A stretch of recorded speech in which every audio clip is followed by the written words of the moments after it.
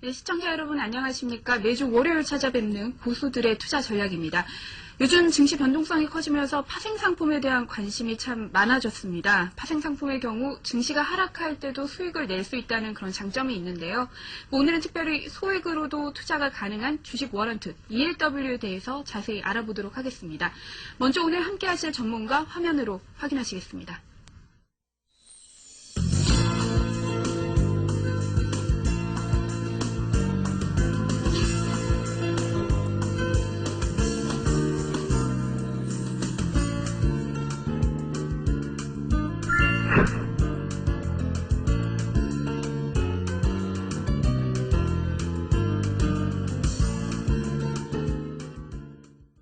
예, JD인베스트먼트의 윤정도 대표이사 나와 계십니다. 예, 안녕하세요. 네, 안녕하세요.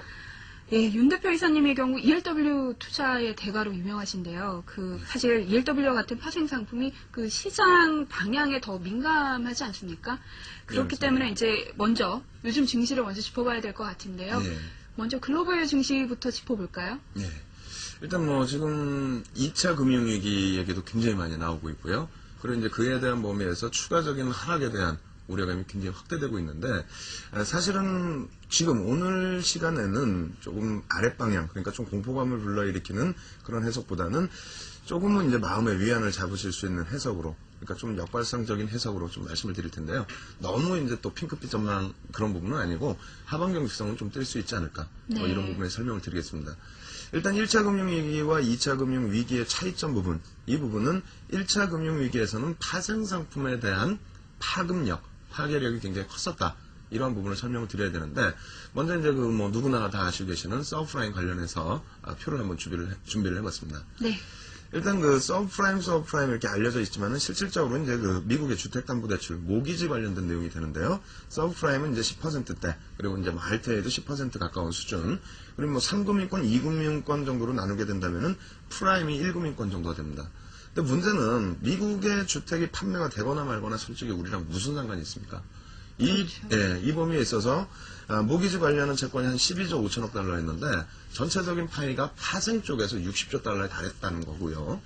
두 번째로는 전 세계 이제 GDP 규모입니다. 55조 달러에 가까운 그런 GDP 규모 대비해서 화생상품 추이 보시면은요, 2007년 12월 기준에 600조 달러에 달했다는 네. 거죠. 이게 무슨 얘기냐면요, 2007년 이후에 2008년 넘어서면서 1차 금융위기가 발생된 이후에는 IB, 그러니까 투자은행의 전성기가 다 무너져 내려갔습니다. 서로 이제 지급 보증을 했던 그 파생 범위에 있어서 5대, 미국의 이제 5대 투자은행들이 전부 파산 내지는 매각, 이런 절차를 밟게 되면서 글로벌 시장에 충격을 줬다라고 한다면, 지금 2차 금융위기는 동유럽 같은 경우는 지난해 4, 4분기부터 언급이 됐었던 범위고요. 그리고 실질적인 지금 현재 나와 있는 부분은 미국의 이제 상업은행 내지는 보험업체들 기준이다. 그렇기 때문에 1차 효과보다는 제한적인 악재 요인으로 작용될 가능성이 높다.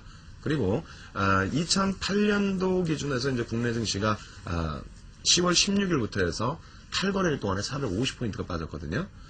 그 당시에 CD금리 6%, 그리고 CDS 프리미엄 700bp, 이런 것을 이제 감안했을 때, 또 미국의 이제 리버 금리를 감안했을 때, 현재 범위의 수준은 그렇진 않다. CD금리도 굉장히 2% 중반으로, 또 리버 같은 경우에도 2003년 수준으로 내려와 있기 때문에 그런 범위에서 우려감을 좀 가지지 마시고, 그리고 오히려 이제 1분기 기준에서, 그러니까 1월 달부터 해서 미국의 경제 지표도 일부 개선된 게 있습니다.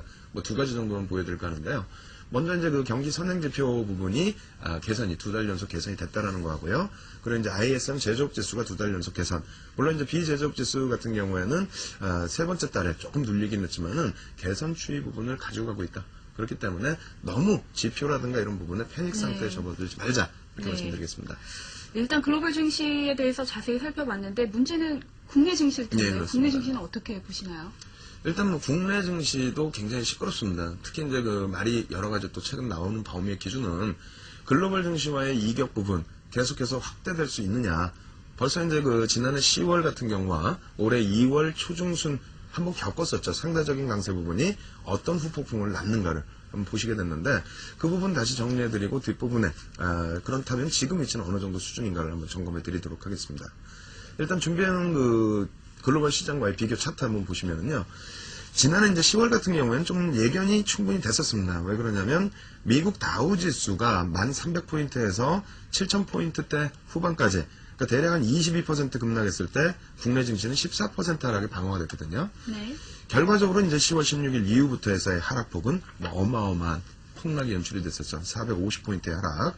그리고 나서 이제 2월 달도 마찬가지입니다. 미국뿐만 아니라 글로벌 증시 대부분이 박스의 하단부에 놓여져 있을 때 국내 증시는 이제 박스 상단에 놓여져 있었던 범위에 후폭풍이 굉장히 좀 강했다는 건데요. 그럼 지금 범위의 수준은 어떠느냐? 미국 대비해서 사실상 글로벌 증시가 상대적으로 덜 빠지고 있습니다. 네. 미국은 박스권 하단 대비해서 거의 뭐 20% 수준 하락이 돼 있고요. 그리고 10월, 11월 달 저점을 깼다라고 한다면 같은 선진국 지수에 놓여져 있는 독일이라든가 일본 같은 경우에는 10월, 11월 저점을 깨지 않는 상황. 그리고 이머징 마켓 쪽은 오히려 뭐 브라질이라든가 대만 네. 같은 경우에는 상대적인 강세 부분이 여전히 유지되고 있다는 겁니다. 이 부분을 가지고 조금 이른 감은 있습니다만 이 정도 범위. 그러니까 2005년도에 미국이 정확히 보시면 이제 그 보라색깔 선이거든요. 네. 옆으로 뉘어져 있는 흐름, 연간 기준도 10% 수준의 이제 그 범위에서 멈춰져 있었던 흐름은 이 부분은 이제 그 대규모 허리케인 때문에 그 부분 때문에 실업률도 증가하고 모든 지표가 악화됐었습니다. 근데 이제 미국이 멈춰져 있을 때 나머지 국가들 일본이라든가 일본 뭐 50%, 우리나라 55%의 상승 랠리, 유럽 같은 경우에 40%대의 상승 랠리. 그리고 중국 얘기 우리가 많이 나와 있는데 중국의 유동성 랠리가 시작된 것은 2005년 바닥 찍고 나서부터입니다. 거기에 이제 또 홍콩도 연동도 있었고요. 네. 그래서 이제 그 섣부른 뭐 전략이긴 합니다만 일단은 2005년처럼 미국에 대비해서 글로벌 시장의 디커플링 부분이 뭐 강화될 가능성도 없지 않다 있다. 그렇기 때문에 현재 구간에서는 무조건 미국이 저점을 이탈했다고 해서 국내 증시도 무조건 깨야 된다라는 생각보다는 네. 여타 국가들 방어면도 같이 놓고 확인해보자. 이렇게 말씀드리겠습니다. 예, 일단 디커플링에 기대를 해볼 만한 거군요. 예, 그렇습니다. 네, 여러분은 지금 고수들의 투자 전략과 함께하고 계십니다.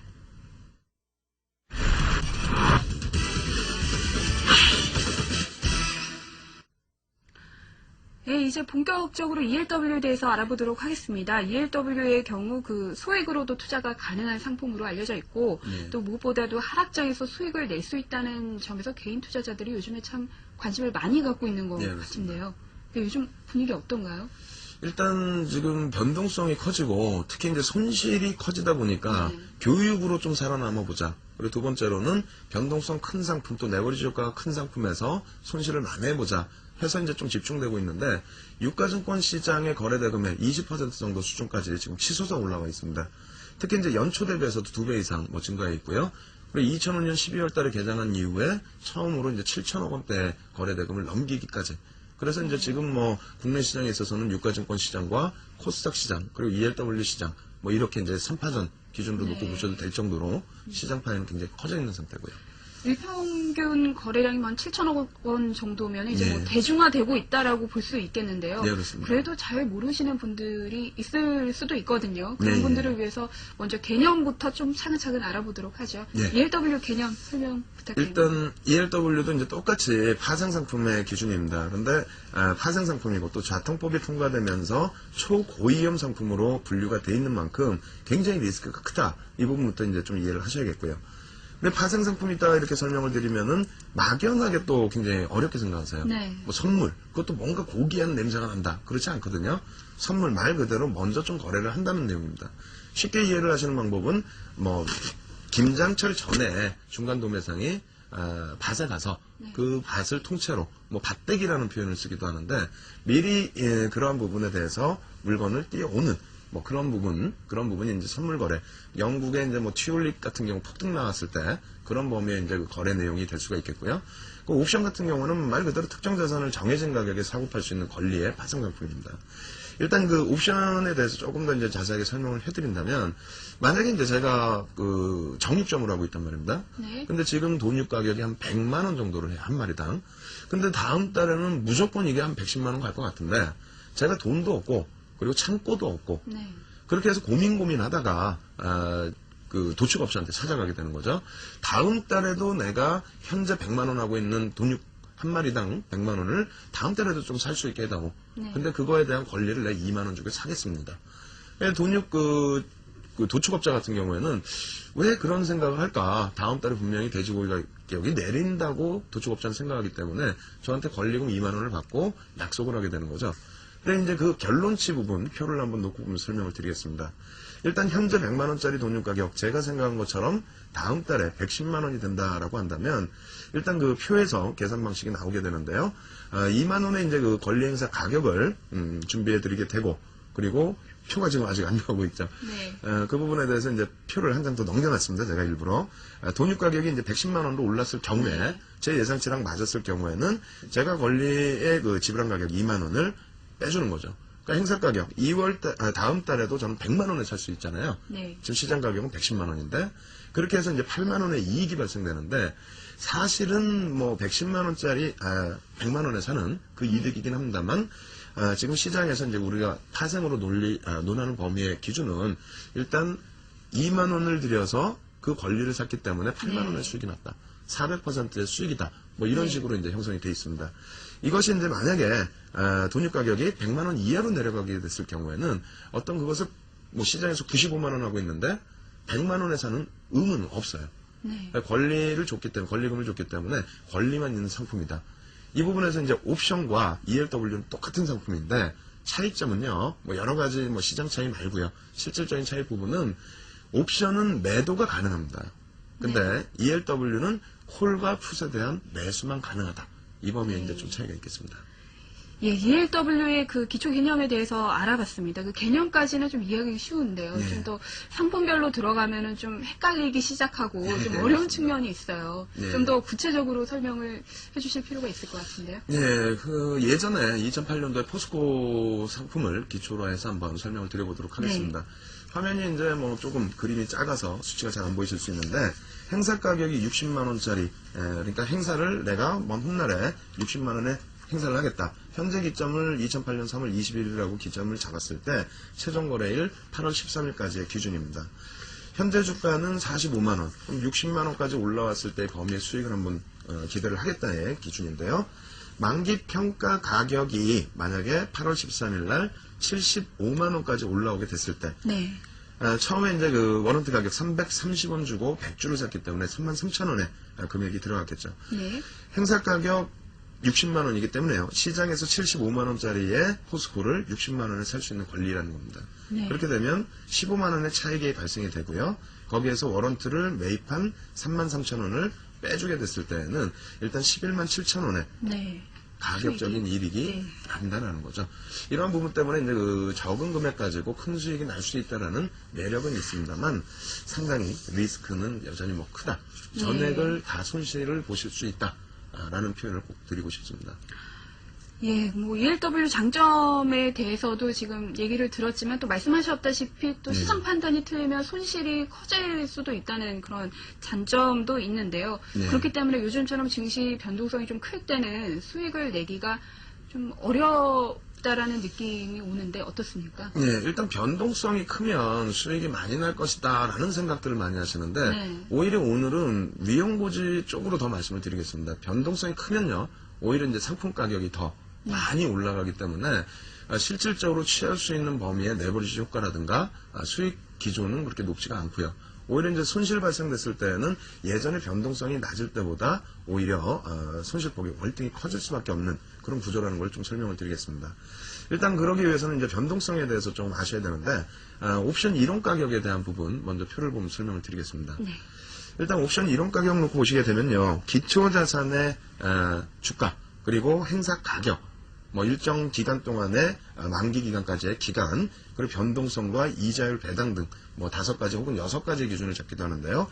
블랙솔즈 2명의 그 공학도가 만들어 놓은 이론가 계산기를 통해서 이론 가격을 산출할 수가 있습니다.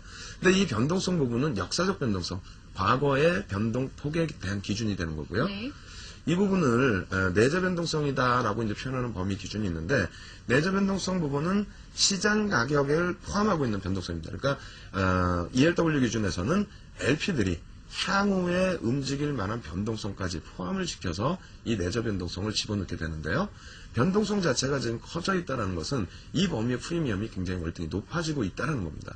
네. 네, 이 부분을 이제 다시 한 가지 더 놓고 보시게 되면은 일단 빅스 주봉 차트가 되는데 이 부분은 이제 시카고 선물거래소에서 사용하는 S&P 500 지수에 대한 옵션 변동성입니다. 네. 과거 데이터의 평균이 사실상 20 정도 수준이었고요. 역사적인 고점은 35 정도 수준이 되는데 이 변동성이 이제 90까지 올라갔다라는 부분은 그만큼 이제 그 리스크해졌다. 그래서 그 전에 변동성이 커지기 전에 접근하신 분들은 큰 수익을 낼 수 있었지만은 지금 구도는 오히려 변동성이 줄어들면서 가만히 있어도 손실이 날 수밖에 없는 구조이다. 이렇게 말씀드리겠습니다. 변동성이 높으면 프리미엄이 높아졌다라고 하시는데 네. 선뜻 이해가 잘 안 가거든요. 변동성과 프리미엄 간에 어떤 직접적인 상관관계가 있는 건가요? 예, 그렇습니다. 이제 옵션이라는 거는 미래 가치에 대한 그런 범위의 기준이 되죠. 네. 그러니까 미래에 얼마큼 움직일까. 근데 지금 이제 표 역시 보여드리면서 설명을 드릴 텐데요.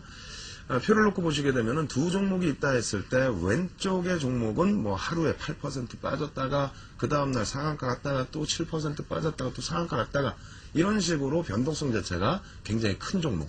그리고 이제 옆에 B 종목의 경우에는 뭐 유틸리티주 같은 경우죠. 예전 기준에 1% 올랐다가 1% 밀렸다가 이런 수준. 그렇다면은 이 똑같은 두 종목의 펀더멘털은 다 무시하고 변동폭만 놓고 봤을 때는 A 종목과 B 종목에 있어서 뭐 일주일 동안에 10,000원짜리 종목이 11,000원 될 가능성이 높은 종목은 변동성이 큰 종목이 된다는 거죠. 네. 그러니까 가능성이 변동성이 크다는 것은 그만큼 목표 주가에 다가설 가능성이 높기 때문에 그 프리미엄은 커질 수밖에 없다. 이 부분은 이제 그 고려엔 기준을 놓고 보면 설명을 드리겠습니다. 일단 그 고려엔의 변동성 자체가 2007년도 기준에서 굉장히 뭐 바닥권에 놓여져 있다가 다시 쭉 뻗어 올라가는 흐름이거든요. 그러니까 역사적 변동성 자체가 굉장히 높게 형성이 됐었는데 그 이후에 이렇게 변동성이 낮아지는 경우 이 경우에 ELW 가격이 어떻게 변했는지 한번 살펴보도록 하겠습니다. 일단 그 고려엔의 주가 자체가요 30% 정도 상승 랠리가 나왔는데 이 부분에 있어서 ELW 콜 상품입니다. 고려엔이 올라가면은 수익이 나야 될 콜 상품의 경우가 오히려 40%의 하락이 나왔다는 건데요. 네. 이런 그 흐름이 나온 이유는 변동성이 주고 내려갔기 때문입니다. 그러니까 3월 21일 날 내재 변동성 기준이 110 정도 형성이 돼 있었는데요. 고려아연의 주가가 안정세를 찾게 되면서 66까지 줄었다는 거죠. 이 프리미엄 그 기준에서 만약에 내재 변동성이 110을 그대로 유지하고 있었다면은 고려아연의 주가 자체도 400원대 형성을 했었을 거예요. ELW 기준에서. 네. 근데 가만히 놓여져 있고 혹은 상승이 나오는 측면에서도 이처럼 가격이 밀려 떨어질 수밖에 없는 구조. 그럼 지금 변동성이 굉장히 높은 상태거든요. 뭐 작년 기준에서는 시가총액 2위인 포스코가 하루 등락이 20% 정도씩 나왔었어요. 그 정도로 변동성이 큰 장세에서 시장이 안정을 찾게 된다면 변동성은 죽어버리겠죠. 네. 그렇게 된다면 지금 모든 파생의 범위, 옵션뿐만 아니라 ELW까지도 현재 범위에서는 일반적으로 접근할 수 있는 그런 위치는 되지 않는다. 이렇게 네. 설명을 드리겠습니다. 그렇다면 지금 시장 방향을 좀 예견하기도 힘든 부분, 그리고 더불어서 변동성이 크기 때문에 프리미엄이 높다라는 점도 지금 ELW 투자에 어떻게 보면 네. 좀 걸림돌이 될 수 굉장히 있겠네요. 큰 리스크가 되고요. 예. 그 부분은 조금 더 설명을 드리면은요. 일단 그 공정공시를 놓고 보시면은 좀 이해가 되실 텐데 대부분 잘 안 보시고 접근을 하시더라고요. 네. 공정공시상에 나와 있는 내재 변동성의 공시입니다. 상품을 발행했을 때 역사적 변동성이 42.9다라고 한다면 적용 변동성은 55.79 정도로 프리미엄을 상당히 많이 넣어놓거든요. 1,380원짜리 그 상품 이론 가격 기준에 대략적으로 30% 수준의 프리미엄을 더 얹었다는 건데 세부 내역을 보시면은 해지 시에 수반되는 뭐 거래세라든가 그리고 이제 향후 변동성 변화 예측 이런 부분에 가격이 많이 붙었다는 겁니다. 근데 지금은 변동성 자체가 더 커져 있기 때문에 더 비싼 가격에 반영될 뿐 아니라 그 프리미엄 자체도 LP들이 해지하기 힘들어서 더 크게 더 붙여놨기 때문에요. 네. 뭐 결론적으로 말씀드린다면 ELW 부분에 설명을 드리는 전략이라면 좋은 쪽을 강조드려야 되는데 지금 반대로 거꾸로 알려드리고 있거든요. 쉬시라는 겁니다. 사실상 좀 쉬시고 이럴 때는 교육을 조금 일정 부분 받아두시고 나중에 장의 안정화를 찾을 때 그때 접근하는 것이 좋다. 이렇게 말씀드리겠습니다. 네, 요즘에 증권사들이 ELW 발행을 많이 늘렸는데요. 윤 대표 같은 경우에는 좀 예. 반대로 얘기를 해주셨네요. 그 부분이 이제 진짜 가장 중요한 부분인데 변동성이 사실상 그 변동성만 가지고 제가 증권사 임직원 교육할 때도 6시간, 8시간을 해드려도 그분들도 잘 이해를 사실은 못해요. 그리고 이제 또 와우TV 내에서도 변동성의 기준을 이해하지 못한 상태에서 옵션 가격 그리고 이제 옵션 시장에 대한 또 ELW 시장에 대한 뭐 프리미엄 무시한 거죠. 무시하고 수익성만 강조를 하는데 네. 진짜 그 과거 데이터를 하나 가지고 나왔어요. 이 부분 보시면은 굉장히 좀 충격적인 내용이 있을 겁니다. 일단 9월 만기 옵션 가격, ELW나 뭐 옵션이나 인덱스 상품, 코스피 지수를 기준으로 놓고 보는 상품은 똑같은 범위인데요. 9월 기준에서의 만기 상품을 한번 가지고 나왔습니다. 그 당시에 프리미엄이 얼마였고 가격이 얼마였는지요. 9월 8일 옵션 가격 종가 동향인데요. 이게 이제 그러니까 지금으로 따진다면은 오늘 종가 기준이 됩니다. 이번 주 목요일이 만기죠. 그렇게 됐을 때 기준 종가 지수가 189.97이라고 가정을 했을 때요. 이것 대비해서 13% 정도 상승을 해야만 행사가 될 수 있는 상품 215가 되겠죠. 215짜리의 만기 행사 215짜리의 옵션 가격은 0.01 1000원이었습니다. 그리고 풋상품의 경우에도 10% 오히려 밀려 떨어진다라는 기준 4일 동안 10% 밀려 떨어지는 가능성이 없지 않습니까? 그러다 보니까 역시 2,000원의 거래가 됐었어요. 네.